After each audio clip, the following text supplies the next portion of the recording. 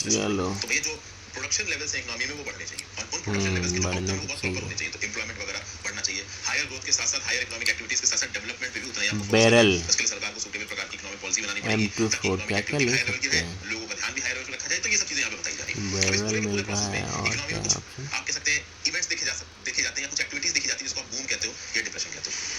और इकोनॉमीज इस बूम और डिप्रेशन के बीच में फ्लक्चुएट करती है। मतलब एक इकोनॉमी में अरे नेचुरल इकोनॉमिक क्या हो एक्टिविटी गया होगी कि कभी वो इकोनॉमी बूम की फेज में चली जाएगी और कभी वो इकोनॉमी डिप्रेशन के फेज में आ जाएगी। This is very much natural. Okay, और जब ये बूम और डिप्रेशन के बीच में इकोनॉमी फ्लक्चुएट कर रही होगी तो उसके बीच में बहुत सारे इंटरमीडिएट अच्छा स्टेप्स और भी क्या होंगे, क्या ले जैसे कि सकते हैं stagnation, M24 slow down, recession, recovery. Recovery मतलब चीजों का ठीक होना, रिसेशन मतलब धीमे जाना, रिस्पॉन्स स्लो डाउन मतलब इकोनॉमी इतनी तेजी से बह नहीं रही है, बढ़ नहीं, स्टैग्नेशन मतलब इकोनॉमी वहीं पे कंसिस्टेंट हो गई है, ना कम हो रही है ना ज्यादा बढ़ रही है। तो ठीक है बूम मतलब बिल्कुल ऊपर जाना, डिप्रेशन मतलब बिल्कुल नीचे जाना। अब बूम और डिप्रेशन के बीच में स्टेजेस होती है सही बात स्टैग्नेशन, है। Slow down, recession, recovery. तो मारना है समझिए पूरा। इकोनॉमी बहुत ऊपर जा रही है तो सबसे ऊपर आ गया बूम, इकोनॉमी बहुत नीचे जा रही है तो सबसे नीचे आ गया डिप्रेशन, और उसके बीच में स्टेजेस आनी कौन कौन सी आपकी stagnation, slow down, recession, recovery. ये ऑर्डर अलग है, ठीक है। रिकवरी सबसे बताओ ऊपर मेरे होगी, फिर सामने आप कह मेरा सकते हो टीममेट कि को ग्रोथ मार स्लो डाउन, दिया। उसके बाद रिसेशन एंड देन अरे बहन चोद स्टैग्नेशन। इधर या से फिर मारा है स्टैग्नेशन क्या बीच में यार, रिसेशन हम तो बाद में, देख ये रहे थे। अलग-अलग कंटेक्स्ट बताओ में अलग-अलग हो सकता है। NVJP बट आपको इतना याद रखना, सबसे ऊपर जो बूम, हैकर सबसे है नीचे क्या, डिप्रेशन लेवल 1 और पे बीच आके में कहीं मार होगी दे रहा आपकी है। Recovery, slow down, stagnation, recession, हैं? ठीक है।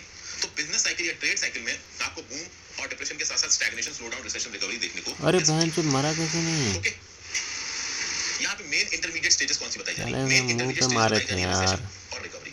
तो मतलब कि ऊपर आपका आ गया यहाँ पे बूम, ठीक है, और नीचे आपका आ गया डिप्रेशन। बहुत तो उस मार रहा है बूम लेकिन। और डिप्रेशन के बीच में दो स्टेजेस बहुत ज्यादा इंपॉर्टेंट है, एक है रिकवरी और एक है रिसेशन।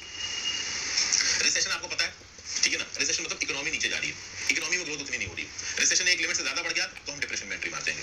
लेकिन इकोनॉमी ग्रो कर रही है, ठीक ठाक डिमांड बढ़ रही है, एम्प्लॉयमेंट क्रिएट हो रहा है, जीडीपी बढ़ रही है, तो उसका आप बोलोगे recovery of the economy. Recovery एक लिमिट से ज्यादा हो जाए तो वो बूम हो जाएगा।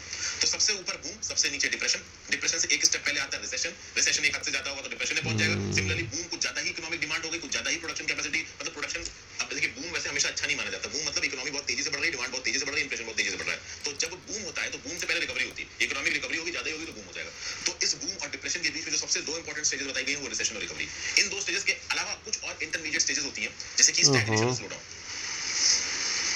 जब आप बोलोगे ये स्टैग्नेशन, स्लो डाउन की स्टोरी का नाम है, तो सबसे पहले ऊपर था बूम, सबसे नीचे था डिप्रेशन, फिर बूम से नीचे आया था रिकवरी और डिप्रेशन से ऊपर आया था आपका रिसेशन।